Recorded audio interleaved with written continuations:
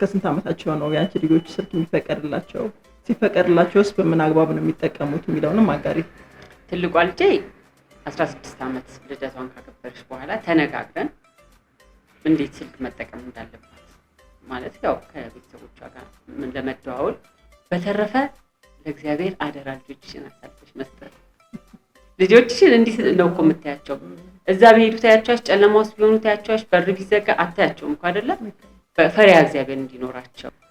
ቅድም ያነሳሽው ተፈጥር የሚለው ፊልም ያንቺ ድርሰት እንደሆነ አውቃለሁ እና የጻፍሽበት ምክንያትም ነበርና ውጤት እስከሚመጣ እየጠበቅኩ አንዲት ልጅ ደግሞ ሁለተኛ ልጇን ወልዳ 2 ወሯ ይሁን 3ኛ ወሯ ሆና እዛው ምርመራ ልታረግ መጣ። እሷ ደግሞ እርግዝና እንዳይፈጠርባት በጣም ሰክታ ማለት ነው በቃ ጸልያ።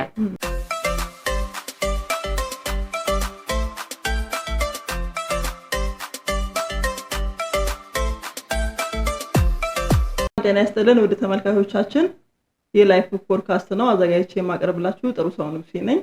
የዛሬ እንግዳችን አርቲስት ናት። ለረጅም ጊዜ ከሚዲያው ጠፍታለች። ብዙ ፊልሞች ላይ፣ የቴሌቪዥን ድራማዎች ላይ፣ የሬዲዮ ድራማዎች ላይ፣ ማስታወቂያዎች ላይ በደንብ እናውቃታለን። ምስራቅ ወርቁ ናት። ከሷ ጋር ጥሩ ጊዜ እንደምናሳልፍ አምናለሁ። አብራችሁን ቆዩ። እሺ ምስሪዬ፣ ጥሪያችንን አክብረሽ ስለመጣሽ በጣም አመሰግናለሁ። እግዚአብሔር ያክብርልኝ።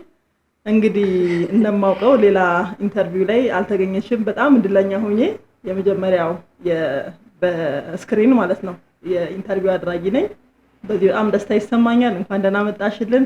እስቲ ስላንቺ በተወሰነ መልኩ ያው ለማስተዋወቅ አንቺን ማስተዋወቅ ከባድ ነው፣ ግን እንደው ሪፍሬሽ ለማድረግ ስላንቺ አንዳንድ ነገር ወይስ?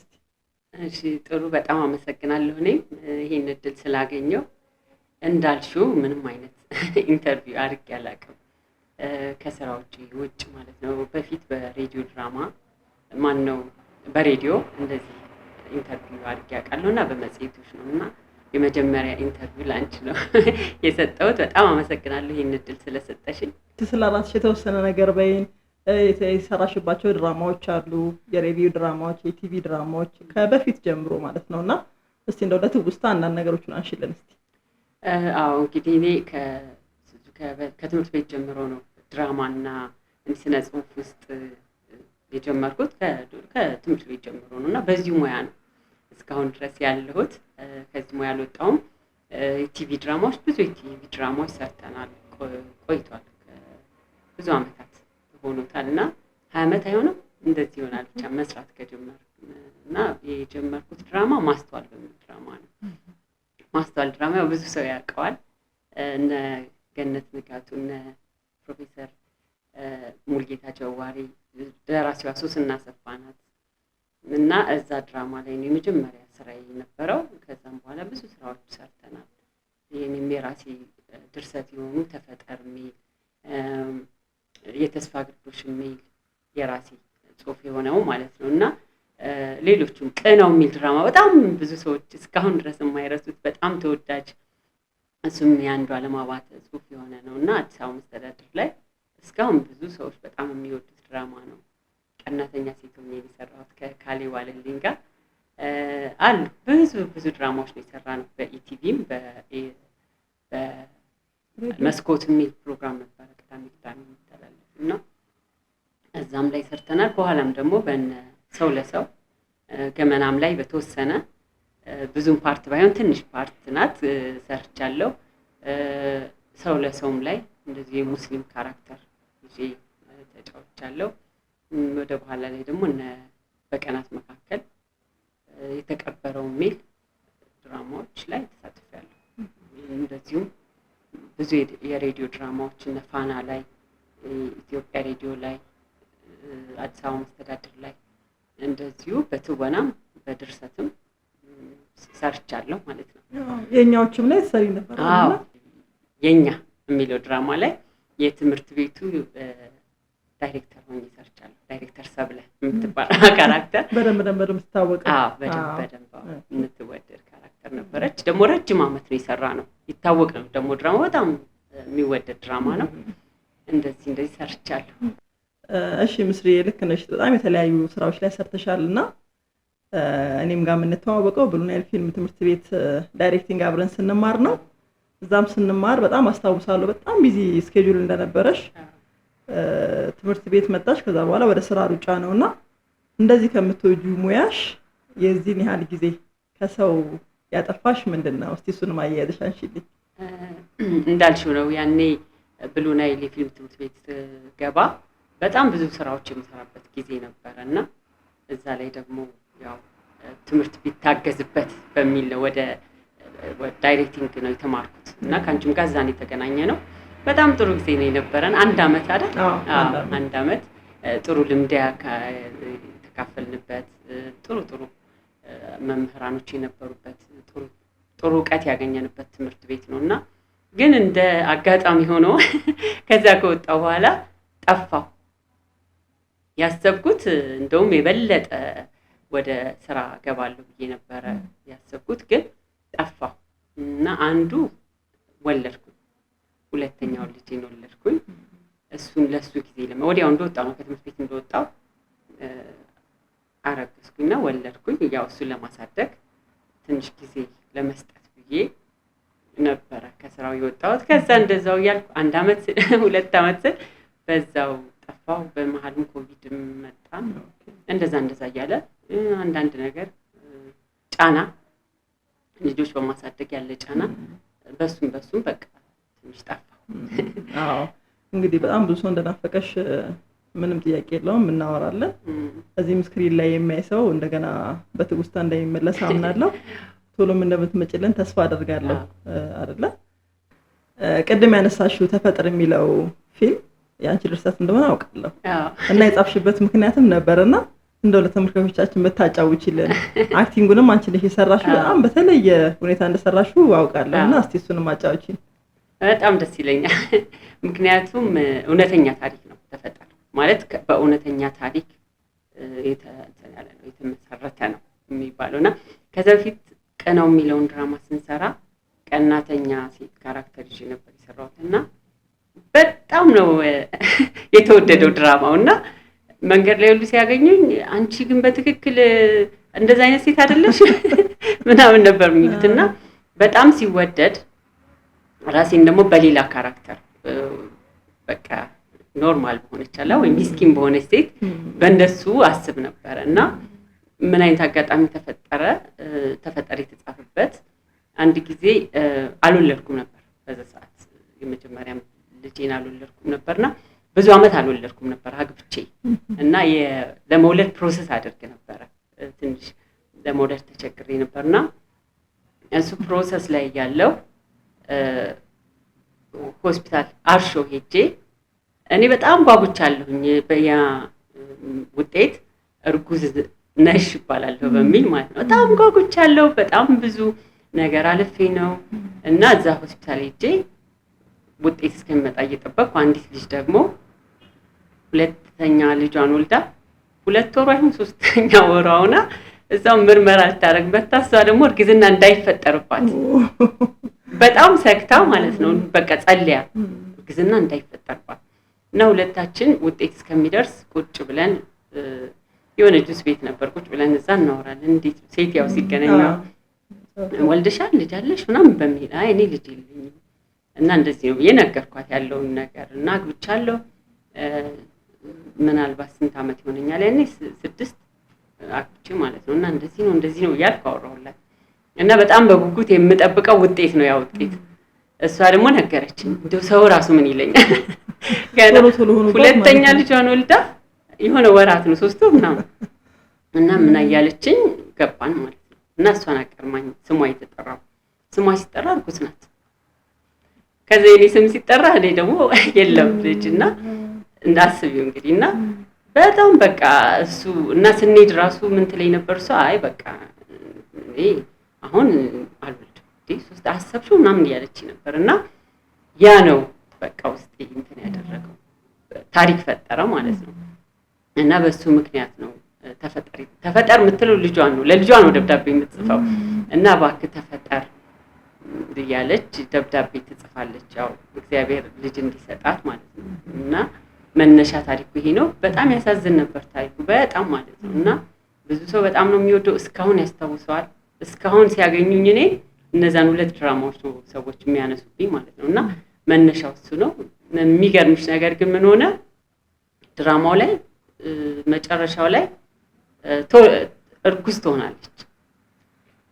ውጤቱ የመጨረሻው ግን በኋላ ላይ እርጉዝ ትሆናለች እሷ እና በቃ ሲያልቅ ድራማው ያው እንደምትወልድ ነው እንትኑ ማለት ነው ትንቢቱ እንደሱ። እኔም ግን ወለድኩ። ወዲያ ድራማው ከተቀረጸ ከተሰራ ከተወሰነ ጊዜ በኋላ እኔም ወለድኩ። በአመቱ ምናምን ሳይሆን ይቀራል እንደዚህ እና ድራማው ግን ሲሰራ ልጅ ስላልነበረኝ በጣም ልጅ ፈልግ ስለነበር በልጅ ማጣት በጣም ሀዘንም ስለነበረብኝ ድራማውንም ወርቅ አድርጌ ነው የሰራሁት።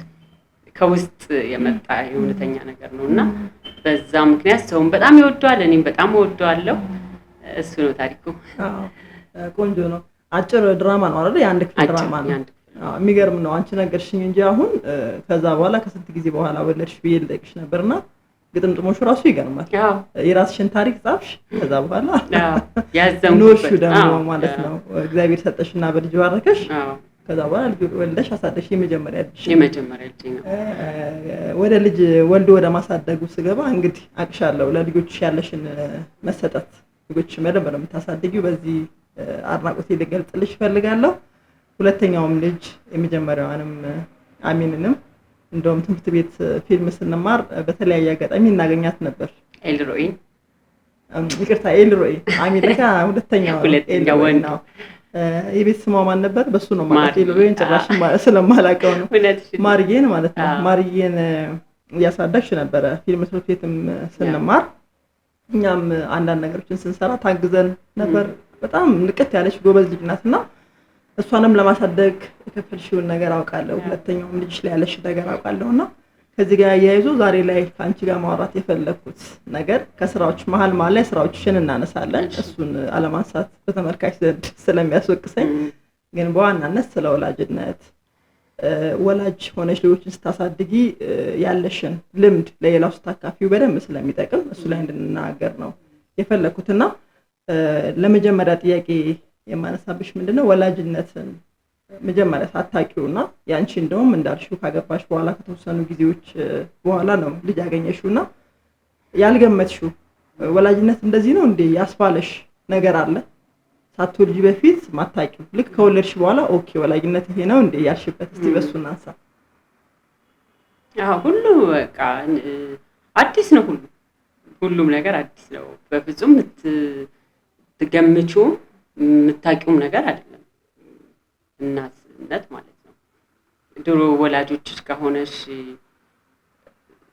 ብዙ ነገሮች የማይገቡሽ ነገሮች ያው እናት ስትሆኚ የምታውቂያቸው ነገሮች ራሱ ተፈጥሮ ማለት ነው። ሁሉ ነገር እኮ ማርገዙ፣ ምጡ፣ ማሳደጉ ከሆነ እድሜያቸው የሆነ እድሜያቸው ላይ ያለው ነገር ሁሉ አንቺ በዛው ህይወት ውስጥ ነው እየተማርሽበት እያየሽው አሃ እያልሽ የምትሄጂውና አዲስ ነገር ነው። በቃ ምንም እንትናችሁ በምንም በመማር ሰዎችን በማየት ምናምን የሚመጣ ነገር አለ። ራሱ ህይወቱ የሚመራሽ ነገር ነው። አዲስ ነው። እዛ ልጅ ነበርሽ፣ ቤተሰቦችሽ ጋር ልጅ ነበርሽ፣ እዚህ ጋር ደግሞ እናት ነው የምትሆኚ። ሁሉ ነገር አዲስ ነው እና እዛ ውስጥ እየተማርሽበት ነው የምትሄጂው። እና እኔ አሁን በእያንዳንዱ ቀን ማለት ይቻላል ቤተሰቦቼን አስታውሳለሁ፣ እናቴን አስታውሳለሁ፣ አባቴን አስታውሳለሁ። እና እንደዚህ የሚሉት ለዚህ ነው የምታያቸው ነገር አለ። በተለይ ልጆች አደግ እያሉ ሲመጡ በተለይ አባቴ እኔ በአብዛኛው አባቴ ጋር ነው ያደግኩት። እያንዳንዱ አባቴ የሚለኝ የነበረው ነገር በምክርም ይሁን በቁጣም ይሁን በምኞትም ይሁን እያንዳንዱ የሚላት ነገር አሁን እኔ ልጆቼ ጋር እለዋለሁም እንደገና ደግሞ በቃ አስታውሰዋለሁ። እሱ እንዲህ ለማለት ፈልጎ ነው ለካ እንደዚህ ሲልሽ ያኔ እኮ ኃይለኛ የሆነ ቁጡ የሆነ ተጽዕኖ የሚደረግብሽ የማይረዱሽ አንቺ ብቻ ልክ እነሱ እንዳለ ስህተት ያ ሁሉ ወላጅ ስትሆኚ ነው የምታውቂው የምትረጃቸው ማለት ነው። እና ፍጹም አይገናኝም። እዛ ጋር ያለውና እዚህ ጋር ያለው ፍጹም አይገናኝም። ቆንጆ። በትክክለኛው ሰዓት ነው እናት ሆንኩት ብለሽ ታምኛለሽ? ያኔ በልጅነትሽ እንደወለድሽ አውቃለሁ። በትክክለኛው ሰዓት ነው እናት የሆንኩት እንኳን በትክክለኛ ሰዓት ነው ብዬ አስባለሁ። እንዳልኩሽ ትዳር ውስጥ 6 ዓመት ያህል ገብቼ ትዳር ውስጥ ግን ሳልወልድ ቆይቻለሁ። የእናትነት እድሜ ብዙም ዘገየው የምለው አይነት አይደለም። ጋብቻው ላይ ግን ፈጥኛለሁ። ጋብቻ ላይ ፈጥኜ ነው የገባሁት። ትንሽ የምማርበት ትንሽ እድሜ የሚበስልበት እድሜ ላይ አይደለም። በጣም ፈጥኜ ነው ትዳር ውስጥ የገባሁት። ትክክል አልነበርኩም ብዬ ነው የማስበው። በቃ ስህተት ሰርቻለሁ የምለው እዛ እድሜ ላይ ትዳር ውስጥ መግባት ነው። መማሪያ እድሜ ነበር። ልጅ ለመውለድ ግን እንዳልኩሽ ጊዜ ስለነበረ 6 ዓመት ከዛ በኋላ ስለፈጀ ባገባም በአመቱ ምናምን እኮ ልጅ ይወለዳል። ግን ምንም ክፋት የለው።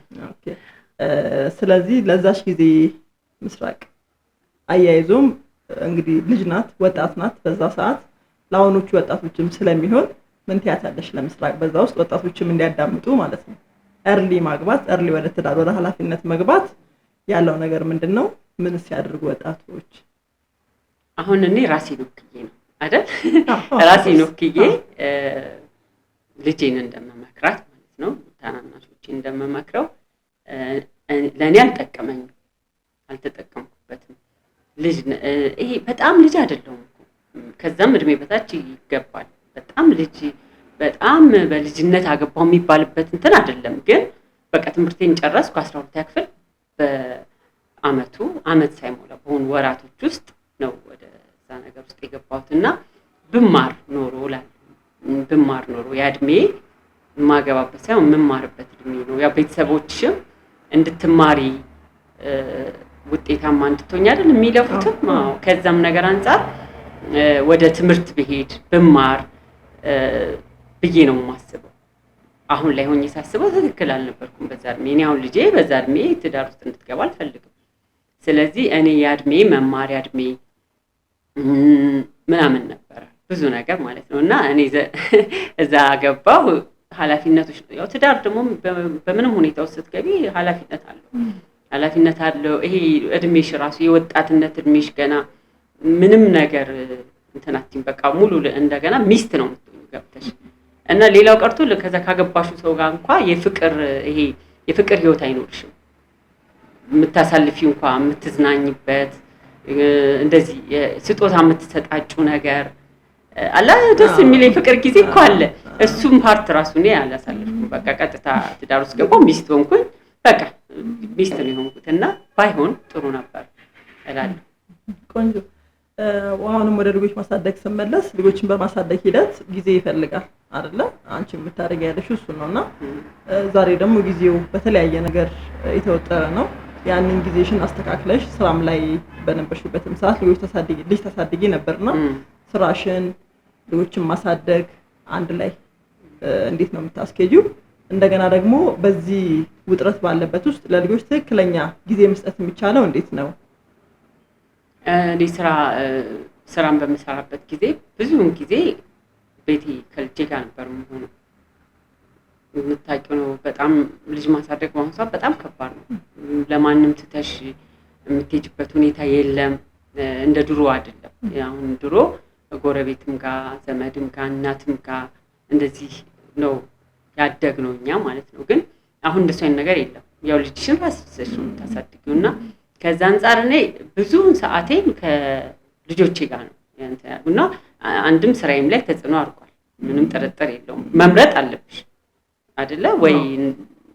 ጊዜሽን ለነሱ ሙሉ ጊዜሽን መስጠት ነው፣ ካልሆነም መከፋፈል ነው። እና አንድም ከስራው እንትን እንድል ያደረገኝ ግዴታ ለልጆቼ ጊዜ መስጠት ስለነበረብኝ ነው። አንደኛ እኔ በአካባቢ እናትም ይሄ እህት ወንድም ይሄ ያለ አይደለ ያንን ሊሸፍንልኝ የሚችል ሰው የለም አካባቢ ማለት ነው። ስለዚህ ሁሉንም ድርሻ ራስሽ የምትወጪው።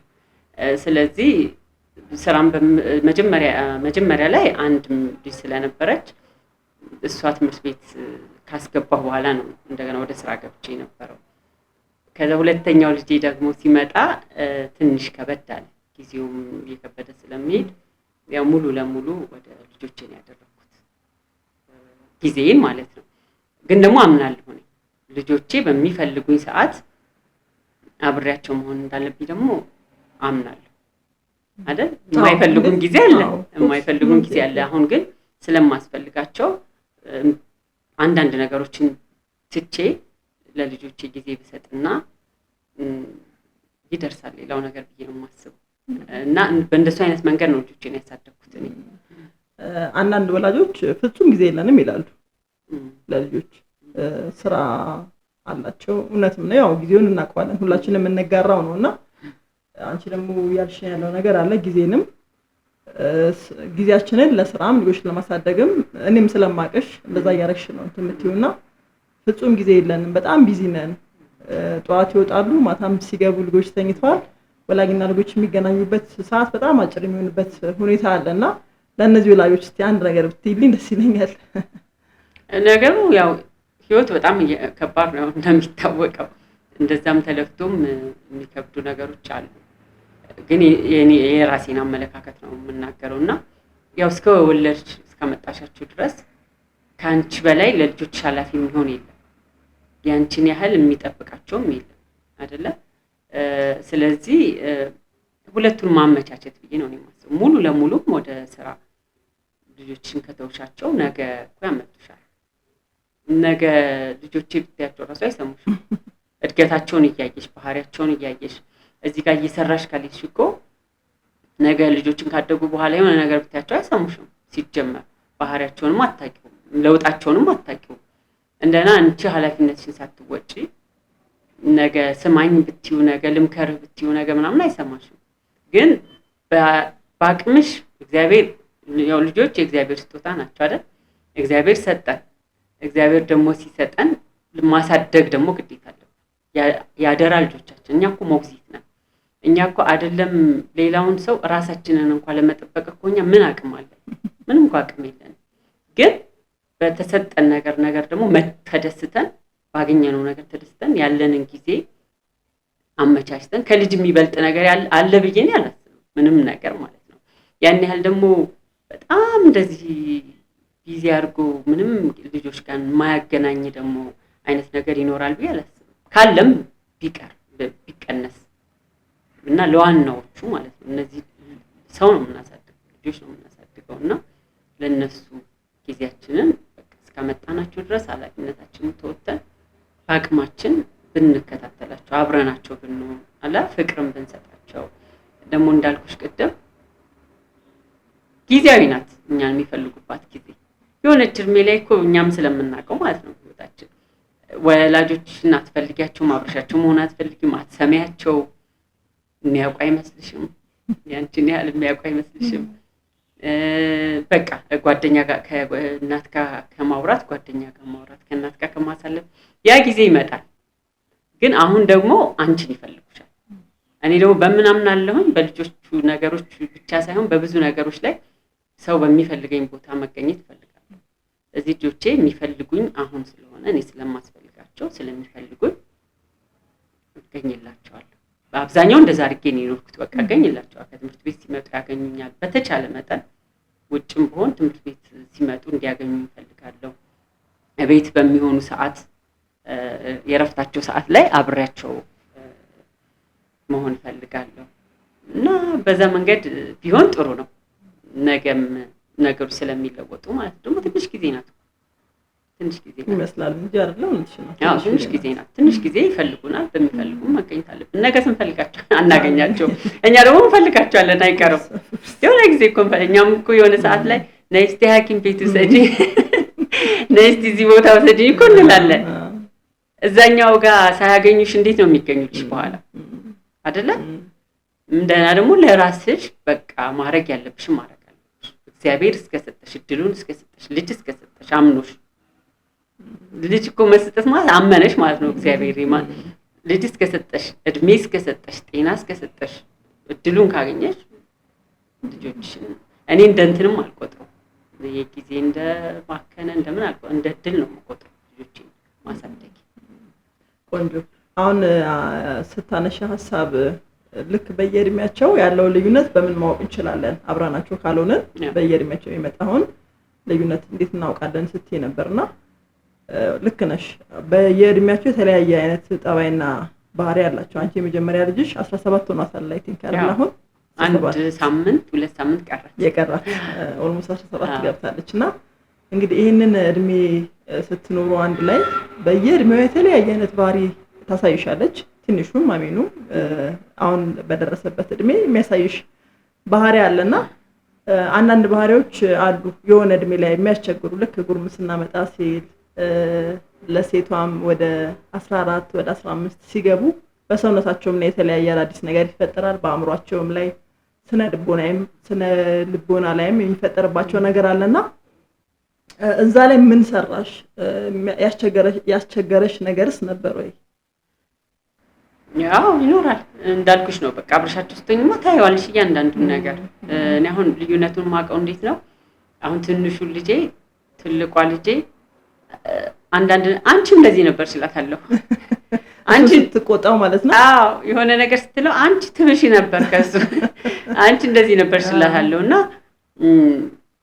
አለ እና እንደውም ምን እላለሁ እኔ አንዳንዴ እዚህ እድሜያቸው ላይ እንደዛ ነው፣ እዚህኛው እድሜያቸው ላይ ግን ይቀየራል አሁን ለሌላም ሰው እና የሆነ እድሜ ላይ የሆነ ባህሪ ለምሳሌ አልቃሻ ሊሆኑ ይችላሉ፣ የሆነ ሰዓት ዝምተኛ ሊሆኑ ይችላሉ፣ የሆነ ሰዓት ደግሞ ነጭናጫ ሊሆኑ ይችላሉ። ይሄ በሁለቱም ላይ ያየሁት ነው። የሆነ እድሜ ላይ ያልሽ ማለት ነው። ሌላው ደግሞ ይሄ አሁን የጎርምስና እድሜ የምትይው ነገር ላይ ብዙ አይደለም ልጄ ላይ ብዙ የለም። የሚገርምሽ ነገር ግን እኔ ራሱን የጉርምስና እድሜን አልረሳሁትም።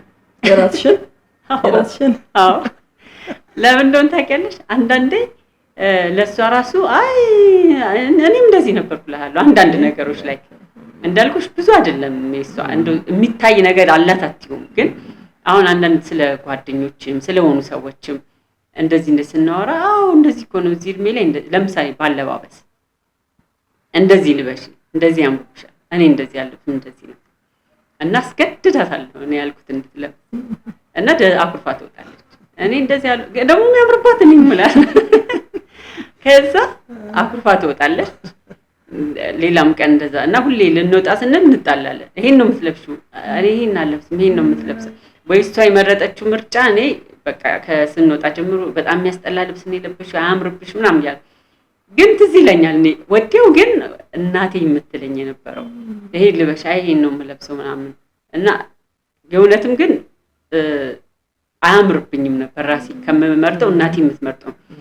ግን ምንድነው የሚመስልሽ እነሱ ማያውቁ ፋራ ምናምን ነው የሚመስል አንቺ አዋቂ ልክ ልጅም እንደስተኝ ራሱ ይሄን እላታለሁ።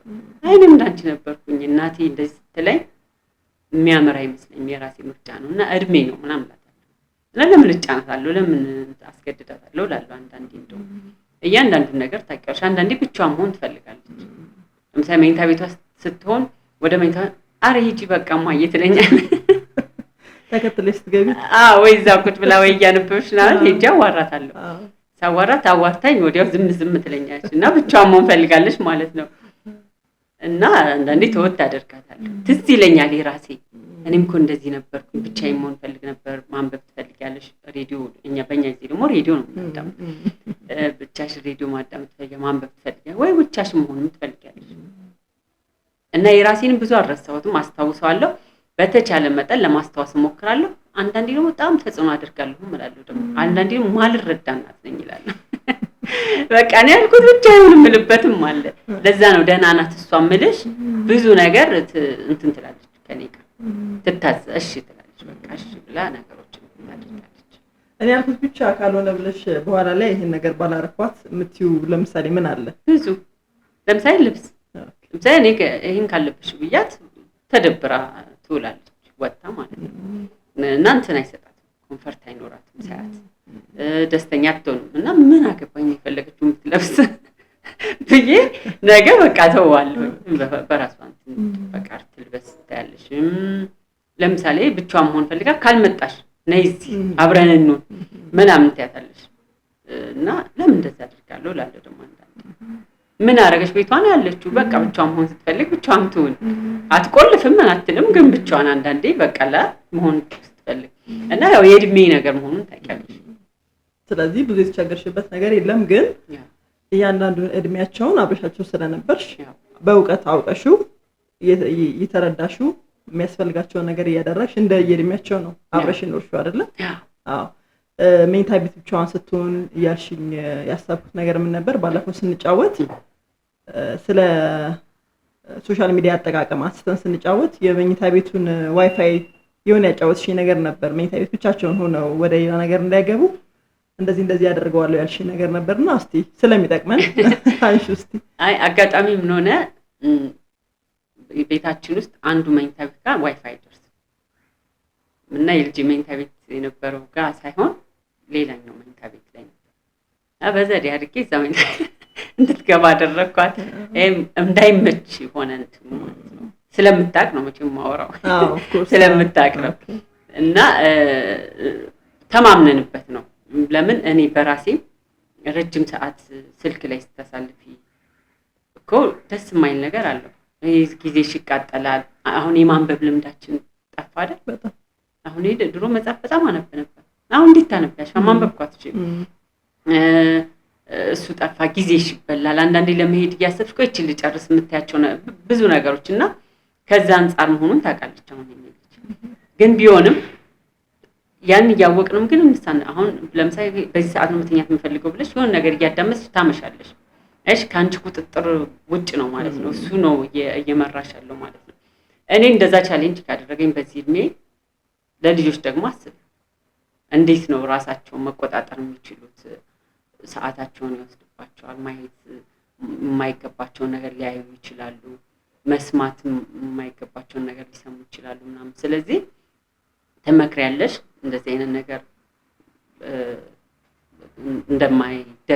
እንደማያስፈልግ ብዙም እንትያለሽ። ግን በተቻለ ደግሞ መጠን ከዛ ነገር ደግሞ የማይገናኙበትን ነገር ደግሞ እንትን ታደርጊያለሽ። እና ካስገባኋት በኋላ እዛ መኝታ ቤት እዚህ እኮ ዋይፋይ አይደርስም ማለት ወደዚህ ደግሞ እንዳትመለስ ነው የሆነው ቤቱ ማለት ነው።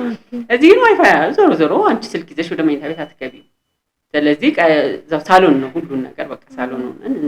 ወደ መኝታ ቤት ስልክ አይገባም በአብዛኛው። በዚህ መንገድ በቃ ራሱ አለመኑ አንዳንድ ጊዜ ቆይ መብራት ሲሄድ ወይ ደግሞ በፊት ደግሞ ትዝ ይችላል ዋይፋይ ምናምን የሆነ ጊዜ ይዘጋ ነበር። ደስ አይልሽም ነበር? በሱ ጊዜ የሆነ ረፍት አታገኝም? ሁሉ ነገር ጸጥ ያለ ደስ የሚል ነገር በቃ ከሌለ በቃ የለም። በቃ እንደሱ አይነት ነገር ተጠቅሜያለሁ። እሷም ታውቃለች። ስለ ሶሻል ሚዲያ ያለሽን ነገር ወደዋለሁ እኔ። ልጆች እስከሆነ እድሜያቸው ድረስ ከታብሌትም ከስልክም መራቅ አለባቸው ከሚሉት ወላጆች ነሽ አንቺና እሱም ላይ የሰራሽውን ነገር አጋሪ። እስከ ስንት ዓመታቸው ነው ያንቺ ልጆች ስልክ የሚፈቀድላቸው? ሲፈቀድላቸውስ በምን አግባብ ነው የሚጠቀሙት የሚለውንም አጋሪ። ትልቋ ልጄ 16 ዓመት ልደቷን ካከበረች በኋላ ተነጋግረን እንዴት ስልክ መጠቀም እንዳለባት ማለት ያው ከቤተሰቦቿ ጋር ለመደዋወል እንደና ደግሞ እንዳልኩሽ እዛው ፊት ለፊት ነው ምን ሰዓት አለው እንዳልኩሽ መኝታ ቤት ይዞ መግባት አይቻልም። በእንደዚህ አይነት ነገር ተነጋግረን ተማምነን ምንድነው ችግሩ ትል ነበር በፊት። ለምን ትንሽ ልጅ ሆና ህፃን እስከ 6 ዓመቷ 7 ዓመቷ የሆነ ስልክ ገዝቼ ቤት የሚቀመጥ የምገናኝበት ከነሱ ይሄ አንድ ስልክ ነው ይሰጥታል ጠቅጠቅ ስልኳ ማለት ነው። ስለዚህ እሷ ስልክ ተብሎ ኖሯል እና እኔ ድሮ ስልክ አልነበረኝ ወይ እንዴት ሳድግ ስልክ ተከለከልኩ አለች። አይ ያኛው የምንገናኝበት በስልክ ያኔ ደግሞ ይሄ እንትን የለም ነበር አይደል? ዋይፋይ ምናምን የለም ነበር ያኔ። ስለዚህ መደዋወያ ነው አብዛኛው። አሁን ግን ብዙ ነገሮች ተመቻችተዋል። አንቺ ደግሞ አሁን እያደግሽ ነው። ስለዚህ በቃ እዚህ ላይ በቃ ይቋረጣል። ስለዚህ የሆነ ሰዓት ደግሞ እድሜ ሲደርስ ክፉ ደጉ ማመዛዘን በምትችልበት ሰዓት ነገሮች እንደዚህ ስልክ ይሰጥሻል ብያት ነበር። 18 ዓመቷ ድረስ ነበር እንትን ብለ እሷም ማምናበት ማለት ነው። በኋላ 16 ዓመት ሲሆናት በቃ ተማመነ እና ብዙ ጓደኞቿም በቃ ትንንሽ ልጆች ሁሉ እንትን አሳመነችኝ። ከዛ በሰዓት ስልክ ሰጠኋት። ግን እንዳልኩሽ ሳሎን ውስጥ ሆነ ነው የምንጠቀመው በአብዛኛው። እንደገና ደግሞ ሰዓት አለው ለትምህርቷ እንድትጠቀምበት ነው በአብዛኛው ማደርገው። በተረፈ ለእግዚአብሔር አደራ ልጆችሽን አሳልፈሽ መስጠት። ልጆችሽን እንዲህ ነው እኮ የምታያቸው። እዛ ቢሄዱ ታያቸዋሽ፣ ጨለማ ውስጥ ቢሆኑ ታያቸዋሽ፣ በር ቢዘጋ አታያቸውም እኮ አይደለ? በፈሪያ እግዚአብሔር እንዲኖራቸው በቃ እግዚአብሔርን እንዲፈሩ እግዚአብሔር የትም ቦታ አይኑ እንዳለ ትንሹ ልጄን ራሱ እኔ እንደዛ ነው አሁን ተደብቀህ እዛ እንትን ዘግተህ ምናምን እንትን አላይህም እለዋለሁ። እኔ ማየት አልችልም። ማየት እዚህ ፊት ለፊት ከሆንክ ነው። እግዚአብሔር ግን ያይሃል እና እንደውም እንደዚህ ስለምለው የሆነ ነገር ይለኝና እግዚአብሔር ግን አይቶኛል አይደል ይለኛል። የሆነ ኳሽ ራሱ ማለት ነውና በቃ እግዚአብሔርን እንዲፈሩ እንደና ምን እላችኋለሁ እኔ ልጆቼን ሁሌ በምድር ላይ የኔን ያህል ለእናንተ ከእግዚአብሔር በታች በምድር ላይ ካለ ሰው የኔን ያህል ለእናንተ ጥሩ ነገር የሚመኝ ክፉ ነገር እንዳይደርስባችሁ የሚጠብቃችሁ ምናምን የለም። ስለዚህ የሚጠቅማችሁ ነገር ነው እንትን እላችኋለሁ። በዚህ መንገድ ያው እየነገርሻቸው በተቻለ ያቅምሽን ደግሞ ትንሽ ያለችሽን እውቀት አንቺ የተጎዳሽበትን ነገር የነገርሽ ለማሳደግ ትሞክሪያለሽ። በተረፈ ግን እግዚአብሔር ጠባቂው እግዚአብሔር ነው። ልክ ነሽ፣ እግዚአብሔር ነው። ግን እንዳልሽው የራስን ድርሻ ደግሞ ራስ መወጣት ይገባልና እርግጥ ከሶሻል ሚዲያው ማግለል አግባብም አይደለም። ሙሉ ለሙሉ የግድ ስለሚያስፈልጋቸው ግሎባላይዜሽኑም ለዛ ስለሚጋብዝ ዓለምም አሁን ወደዛ ስለሆነ እየሄደች ያለችው ፕላትፎርሙ መጠቀም አለባቸው። ግን በምን መልኩ መጠቀም እንዳለባቸው እንዳልሽው ደግሞ ቀድሞ ፈሪሃ እግዚአብሔር ልባቸው ውስጥ ካደረ መጥፎና ጥሩ አእምሯቸው ስለሚነግራቸው መጥፎን ትተው ወደ ጥሩና እኔ ሰሞኑን ቲክቶክ ላይ ቻሌንጅ የሚሉት ነገር አለ አይደለ? ሳንቲም ይከፈላቸዋል፣ ሽልማት ይሰጣቸዋል። ዱቄት ተቀቢ እንደዚህ አድርጊ የሚሉት ነገርና 18 19 አካባቢ ብትሆን ነው ይመስለኛል። ልጅቷ እርግጠኛ አይደለሁም። እንዲሁ ሳያት ጨርሼም አላየሁትም እርግጥና ቻሌንጁ ምንድነው? ልብስሽን አውልቂ ነው። ቲሸርት ነው የለበሰችው። ልብስሽን አውልቂ ነውና አውልቂ የሚላት ወንድ ነው። ልታውልቅ ትላለች። ሙሉ ለሙሉ ነው ማውለቅ ያለብሽና እውነት ለመናገር ጨርሶ ማየት ማልቻለም። በጣም ነው ውስጥ ያዘ ነው ማለት አንዲት ሴት ልጅ ለጫውታም እንበለው ገንዘብ ለማግኘትም እንበለው ለምንም እንደዚህ ዓለም በሚያይበት አደባባይ ቆማ ልብስ ሙሉ ለማውለቅ ማሰቧ ራሱ መፍቀዱ ሩቅ ነው። ማሰቧ ራሱ የሚመጣው ውስጧ ውስጥ ያጠራቀመችው ነገር የመጣችበት መንገድ ምናምን ነውና በጣም ሳስብ ነበር እንደ ወዴት ነው እየሄድን ያለ ነው? ምንድነው? ወላጆች በቃ በጣም መስራት ካለብን ራሱ በጣም ብዙ አልፈ መስራት አለብን አይደለም? የሚገባን ነገር ማድረግ ከሚገባን በጣም ብዙ ልጆቹ በጣም ፈጥነዋልና ወደ እነሱ በደንብ ፈጥነን ሶሻል ሚዲያውንም ከልክሎም ስለማይቻል አጠቃቀማቸውን እንዳንቺ ደግሞ ጠንካራ ሲሆኑ አሳምነው በዚህ እድሜያችሁ ጓደኛዬ ስላለው ምናምን የሚል ነገር መቼም ይጠፋል ብዬ አላምንም። የራስሽን አቋም ይዘሽ በቃ በዚህ ሰዓት ነው የሚገባሽ ይሄንን ነው ማድረግ እንደ ወላጅ መርተሽ ነው ይሄን ያደረግሽውና በጣም ስለምወደው ነው ይሄንን ነገር እኔም ያንቺን አቋም ነው የምቀበለው። እኔም ያንቺን ነገር ነው ለልጆቼ ማድረግ የምፈልገውና ለዛ ነበር እንድታነሺ የፈለኩት። በጣም ቆንጆ ሐሳብ ነው። የምትጨምሪው ነገር ካለ ጨምሪልኝና እዚህ ላይ ወደሚቀጥለው ልጅ እኔም ራሱ ልጄ እንደዛ ትላለች። አሁን ትንሹን ወንድሟን ለምሳሌ ሰዓት ትመድብልሃለች በቃ ምናምን ትላለች እና ተቀበሏለች ማለት ነው እንደ ጠቅሟታል። ስለዚህ ተጽዕኖ ወይ ምናምን ሳይሆን በቃ ጠቅሟታል አምናበታለች የምላቸው ነገሮች አሉ። ሁለተኛ ልጆቻችንን የራሳችንን የህይወት ልምድ ብንነግራቸው እኔ አሁን ወደፊት መጽሐፍ እጽፋለሁ ብዬ አስባለሁ ስለራሴ ህይወት ማለት ነው። ለሰዎች ስለሚጠቅም ምን ያለፍኩበት ህይወት ለሰዎች ስለሚጠቅም ድክመቴ ጥንካሬ እና በተለይ ለሚመጡ ልጆች ማለት ነው። እና ያንን ግን ወደፊት የምታደርጊው ነገር ላይ ወይ ደግሞ በሆነ ነገር ብቻ በተለያየ ነገር ህይወትሽን ታካፍያለሽ እኮ ለሰዎች አንቺ ወደቅሽባቸውን አንቺ ያለፍሽባቸውን ነገሮች ግን ከቤትሽ ብትጀምር በተለይ ሴት ልጅ ስትኖርሽ እንደዚህ እንደ ኩያሽ ሆነች ደግሞ የምታዳምጥሽ ምናምን ስትሆን የራስሽን የህይወት ነገር ስትይ ልጆች በሰል እያሉ ይመጣሉ። ያውን ድሮ መጽሐፍ አንባቢ ስትሆኚ ምናምን በሰልት ያለሽ እኮ አይደል? ከጓደኞችሽ መሀል አሁን አንቺ የምታነቢ ምናምን ከሆንሽ አንቺ ብዙ ነገር ላይ በሰል ያለሽ ትሆኛለሽ። የህይወት ደግሞ ሼር ስታደርጊ ለሰዎች ያውም ለልጆችሽ ለቅርብ ሰዎች ስለሆነና እኔ ምን አይነት ነገር አለኝ ብዙ ጊዜ እንደዚህ ነገሮችን አወራለሁ ለሰዎች እኔ ያለፍኩባቸውን ነገሮች ምንም አልደብቅም። በአብዛኛው በተለይ በጣም የወደቅኩባቸው የተሳሳትኳቸው መጥፎ የሄድኩባቸው መንገዶች አወራለሁ። ከማወራቸው ሰዎች አንዷ ልጄ ናት።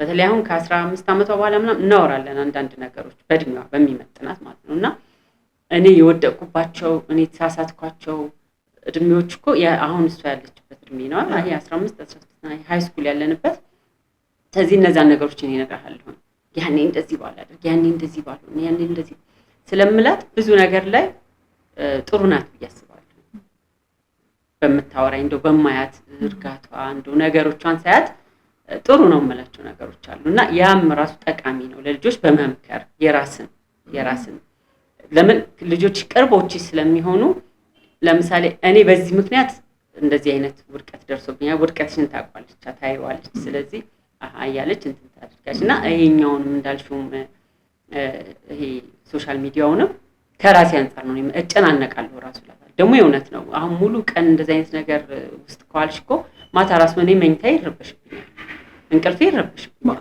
አይምሮ ይረበሽ በጣም እንት ነው ምንድነው ይሆንኩት እላለሁ ምንድነው ዛሬ ይሆንኩት ግን አይምሮ ይመረበሽ እንቅልፌ መዛባት ምናምን ማታው ታመሻሽ ጧት ደግሞ ታረፍጃለሽ ህይወትሽ ብቻ ይረበሻል ያን ይሄው እንደዚህ ትናንት እንደዚህ ሆኜ እንደዚህ ምናምን እላለሁ እና በዚህ መንገድ ልጆቻችን ያው የተሻሉ እንዲሆኑልን ነው ከኛ ልክ ነው ከልጆች ሳንወጣ ሁለቱም ልጆችሽ የተለያየ አይነት ባህሪ ያላቸው አይደለ ትንሹ ልጅሽ ግን አንድ ነገር አድርጎ አስገርሙሻል በደግነት እንደዚህ አይነት ደግ ልብ ነው እንዴ ያለው ብያለው እንዲ ነገር ገጥሞኛል እሺ ነገር አለና እስቲ እሱንም አጋሪ እሺ በዚህ አያይሽ ማለት ነው ይሄ ወንድና ሴት ሲሆኑ ልጆች በራሱ ለካውንቶች እንደዚህ አይነት የሆኑት አንቺ ወንድና ሴት ናቸው ታያዋልሽ እና ወንዶች በፊት ወንድ ሳይኖርሽ ለወንዶች ምን ሰጠው ነገር አለና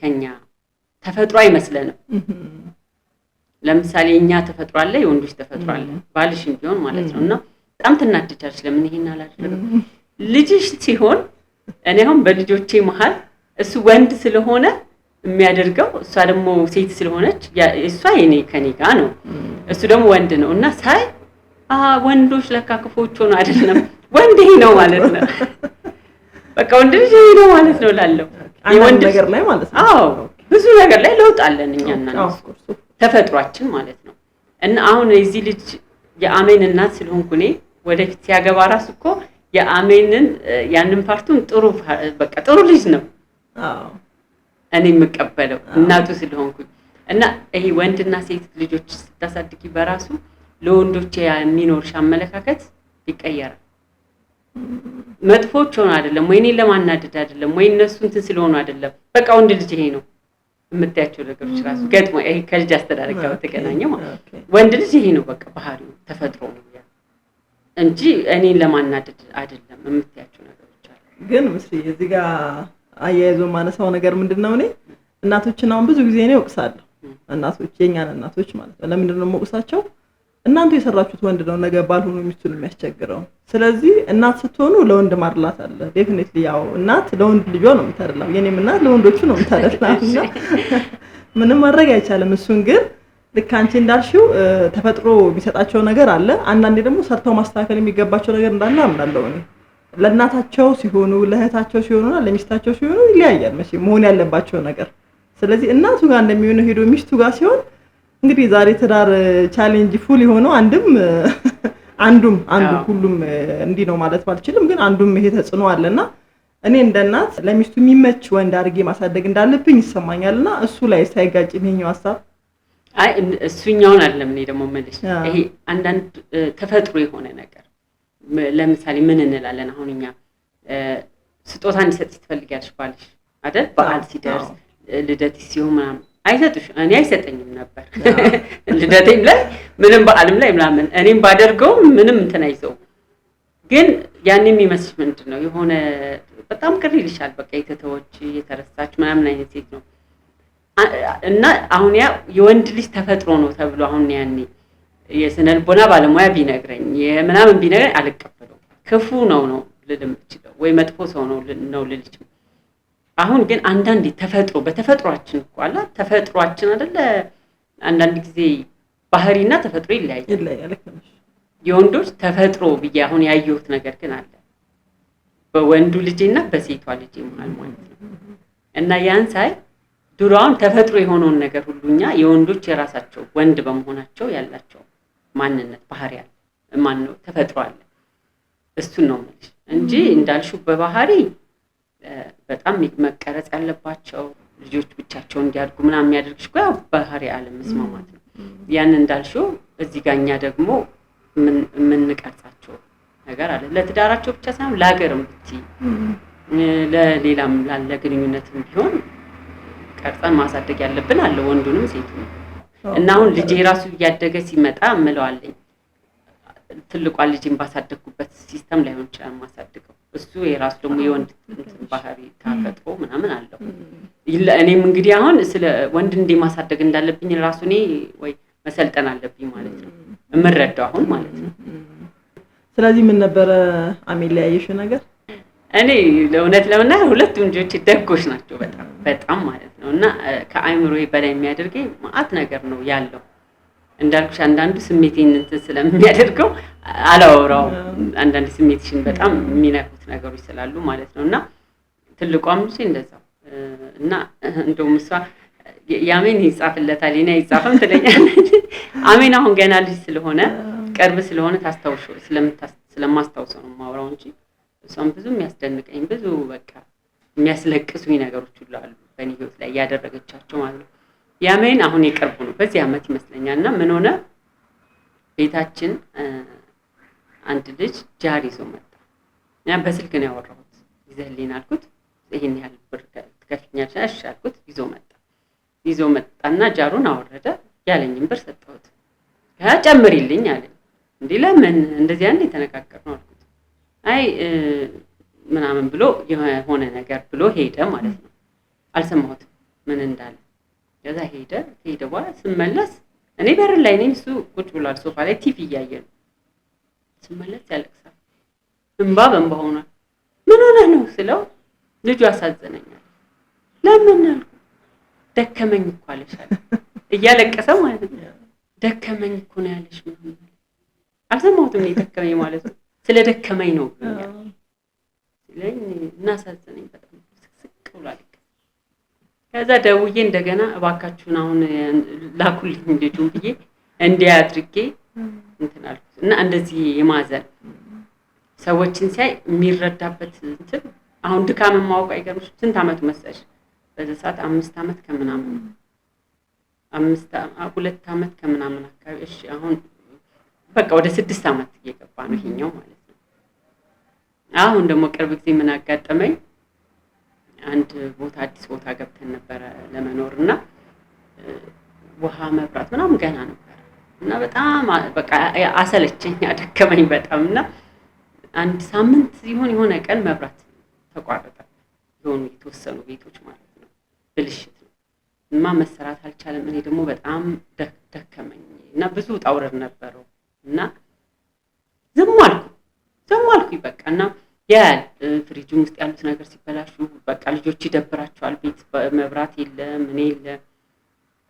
እና እንደዚህ ሆኖ አንድ ቀን አሞት ቀርቶ ነው ከትምህርት ቤት እና ወጣን ይዤው ወጣሁ በቃ ቤቱ አስጠልቶኝ ማለት ነው።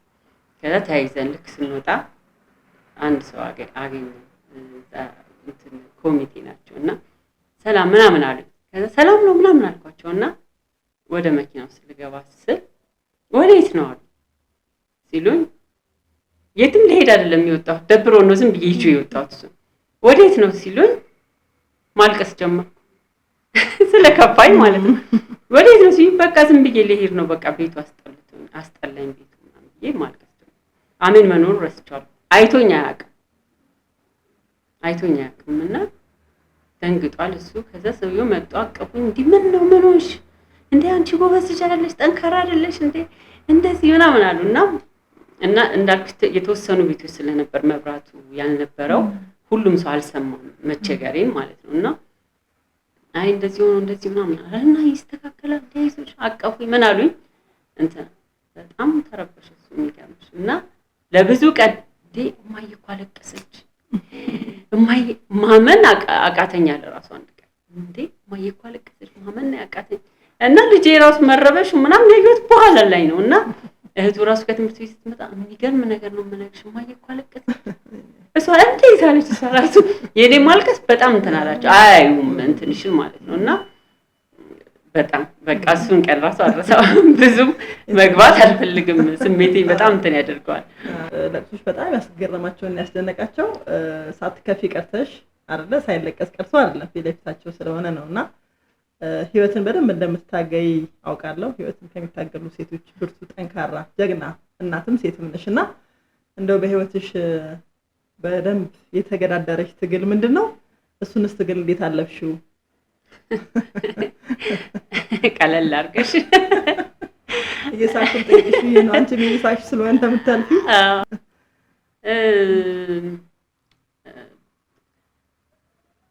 ብዙ በጣም ብዙ እና አንዳንዴ ለምንድን ነው ይሄ ሁሉ ዋጋ መክፈል ያስፈለገኝ ይላል። አንዳንዴ ያን ዋየሽ እንደገና መልሰሽ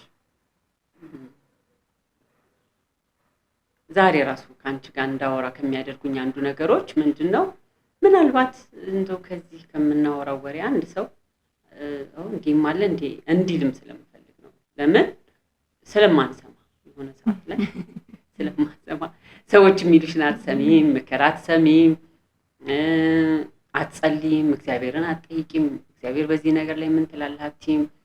ሁሉን ነገር በደመ ነፍስ ነው ታደርጊ ነው በህይወቴ ማለት ነው። እና እንዳልኩሽ ትዳሩም ስገባ በልጅነት ዘው ብዬ ነው የገባሁት። ስፈታም እንደዛው በቃ ስለዚህ የዛ ውጤት ያው እንድትታገይ ያደርግሻል ህይወትን ማለት ነው፣ ያታግልሻል።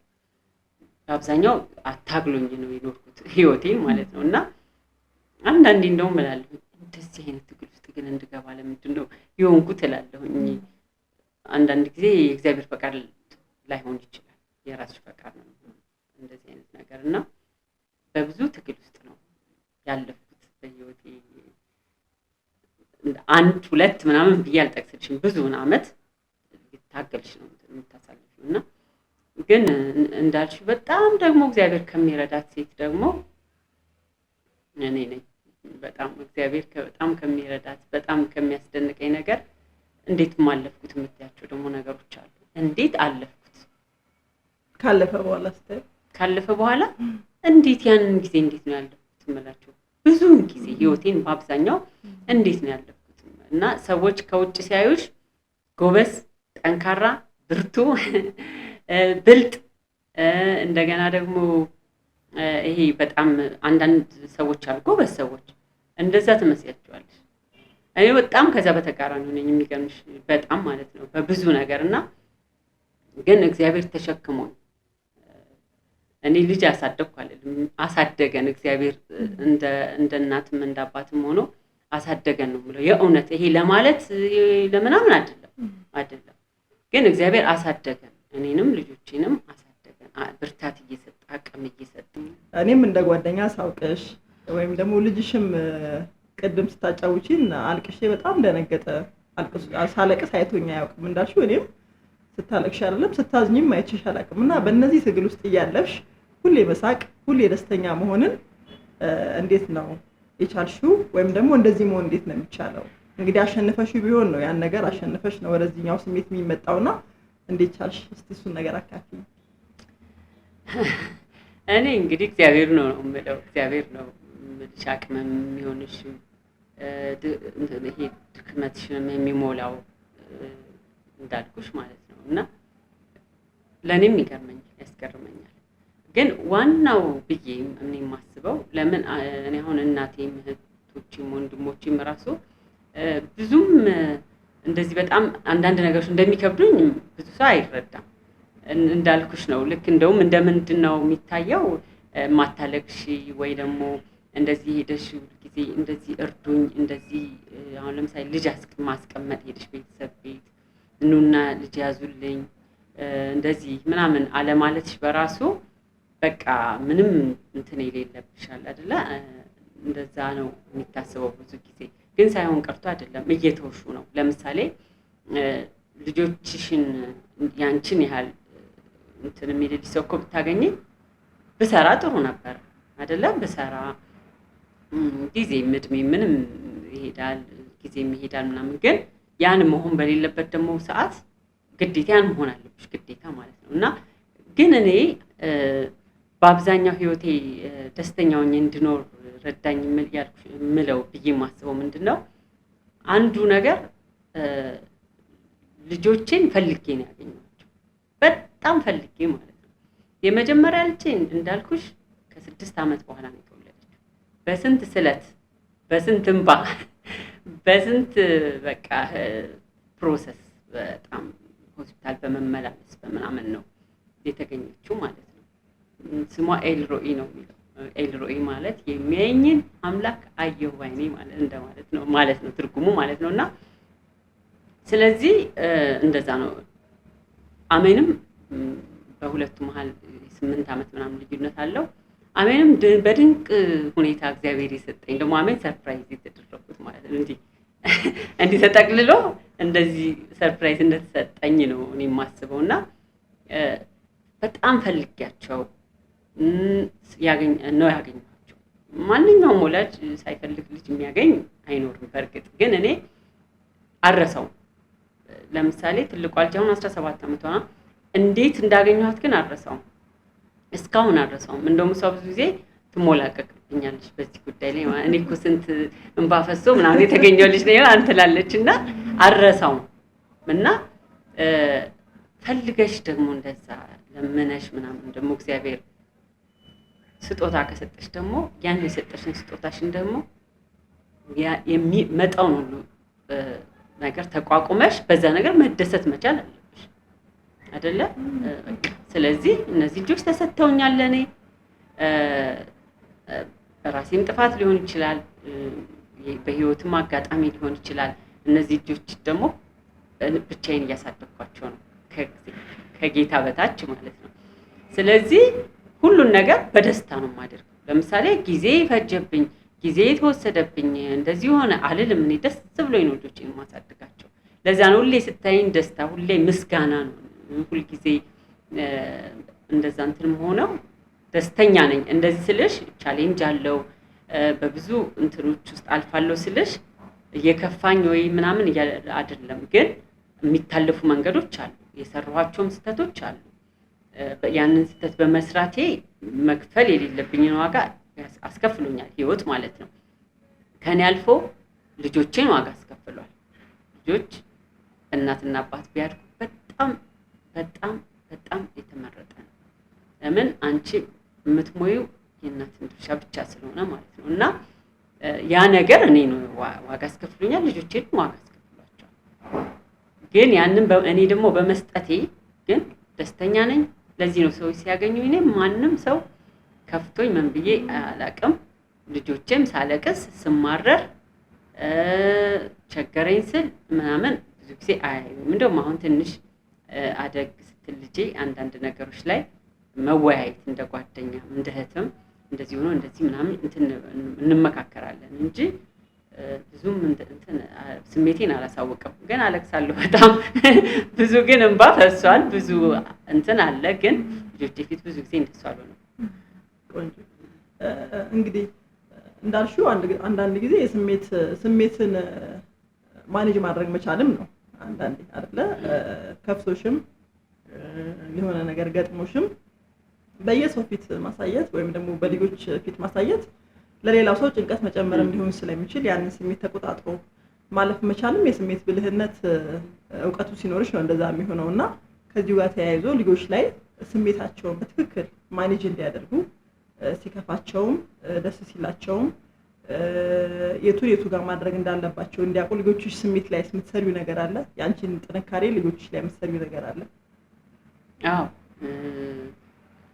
በተለይ ለትልቋ ልጄ ብዙ ጊዜ እንደዚህ ስሜቷን እንድትገልጽ እንትላታለሁ። ትንሽ እንትናት ሰው ቁጥብ ናት። እንደዚህ ትንሽ የመፍራት ነገር እንደዚህ አላትና ብዙ ጊዜ እነግራታለሁ ያለ ስሜቷን እንድትገልጽ። በእኔ ጋር በተገናኘ ነገር ግን ሁሉን ነገር ፊት ለፊት ነው እንትን የምናደርገው የምንነጋገረው። እኔም ፊት ለፊት ነው እንደውም ምን የምታወቀው ሁሉን ነገር ፊት ለፊት እንትን ነው ሁሉን ነገር አለ አይደለ ፊት ለፊት ልጆቼን ፊት ምናምን እንመካከራለን በሆኑ ነገሮች ማለት ነው። እንዳልኩሽ እነዚህ ለነሱ ማይሆን ነገር የሚያሳዝንሽ ነገር ወይ ቻሌንጆች ሲኖሩ ምናምን እነሱ ጋር ማትገልጫቸው ነገሮች አሉ። ግን በተረፈ አሁን ደስ የሚልሽ ነገር ሲኖር ወተሽ መዝናናት ቢሆን እንደዚህ አይነት ነገሮች ፊት ለፊት ነው የምናደርገው። እንደና ደግሞ አሁን ልጆች ሲናደዱ ራሱ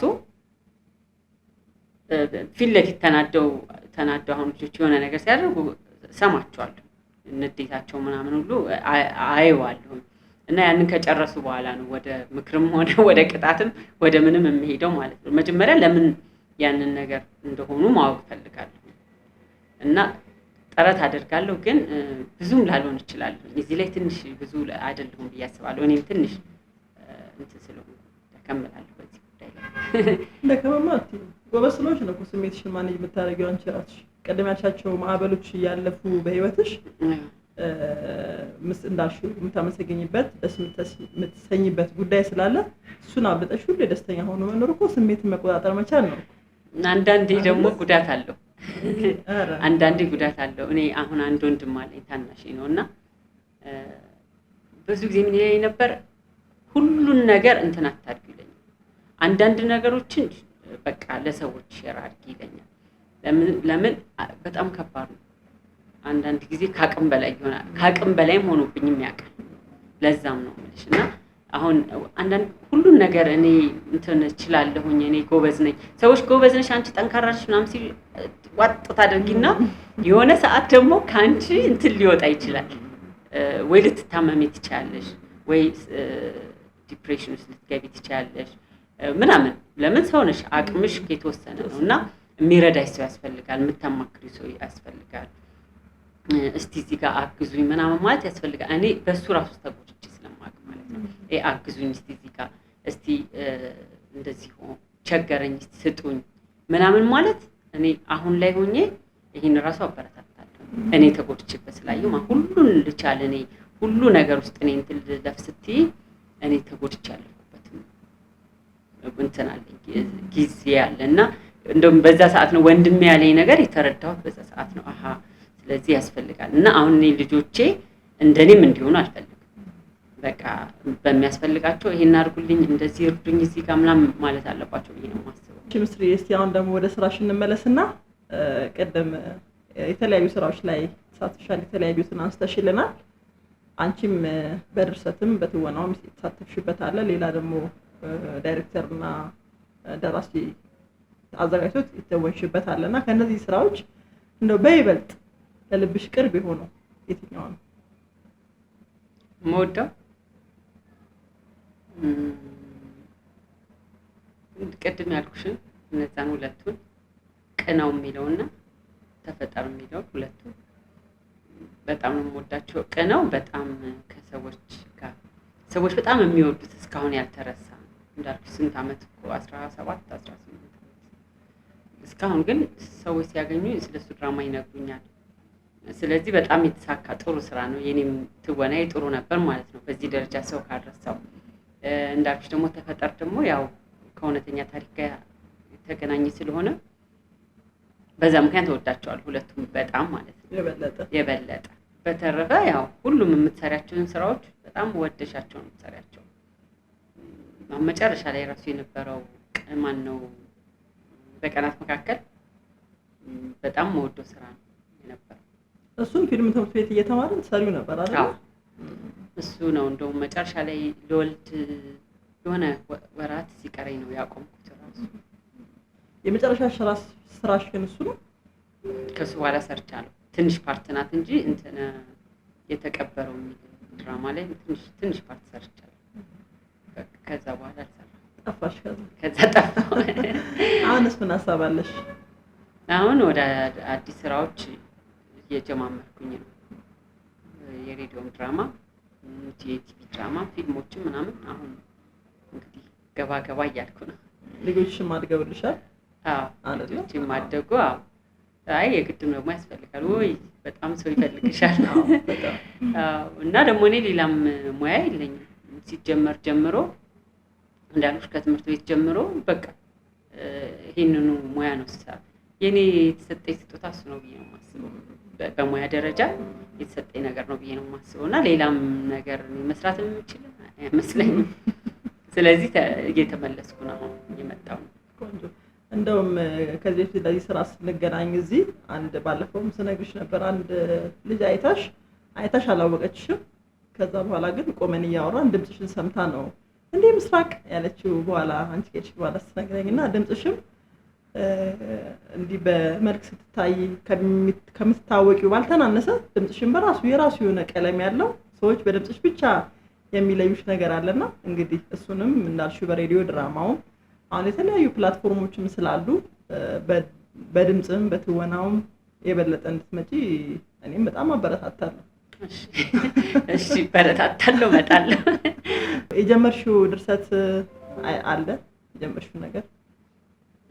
አዎ ጽፋለሁ። ቤትም በነበርኩባቸው አመታቶች ውስጥ ጽፋለሁ። ድርሰትም ጽፋለሁ። ለፊልምም የሚሆኑ ተከታታይ ስራዎችም የሚሆኑ ለቴሌቪዥን የሚሆኑ ስራዎች በተቀመጥኩበት ሰዓት ስሞካክር ነበር እና ደግሞ እንደዚህ ስትገቢ ነው ደግሞ እንደገና በአዲስ ኃይል ደግሞ ወደ ስራው የምትበረታችሁ እና እንጂ አሉ የጻፍኩ ማስቀመጣቸው ስራዎች አሉ። እንግዲህ አሁን ደግሞ ወደ ሲንግል ማም ነሽ። ያው ብዙም ባትወጂም ሲንግል ማም የሚለውን ቃል